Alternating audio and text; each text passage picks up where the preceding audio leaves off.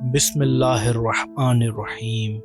इमाम अली अलैहिस्सलाम ने फरमाया, जैसे ही कोई आदमी मजाक करता है वैसे ही उसके अक्ल का एक हिस्सा कम हो जाता है।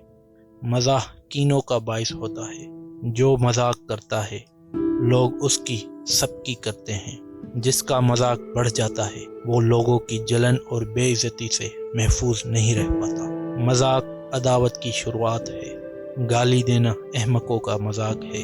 अलबत्ता खुश मिजाजी में ऐसा हल्का फुल्का मजाक करने में कि जिससे इंसान खुश हो जाए और तरशरुई ख़त्म हो जाए, कोई मजायका नहीं। मजाक से बचो क्योंकि ये बुग़्ज़ व कीने का बाइस हो और ये छोटी गाली है। मज़ाह तफरका है जिसके बाद कीना वजूद में आता है। हैबत व बुजुर्गी की आफत मजाक है। मजाक में ज़्यादा रवी बेवकूफ़ी है। हद दर्जा मजाक इज़्ज़त व लिहाज को ख़त्म कर देता है और कीना तोज़ी और दुश्मनी का बाइस होता है। कसरत मज़ाह हैबत को ख़त्म कर देती है। हर चीज़ का एक बीज होता है और अदावत का बीज मजाक है।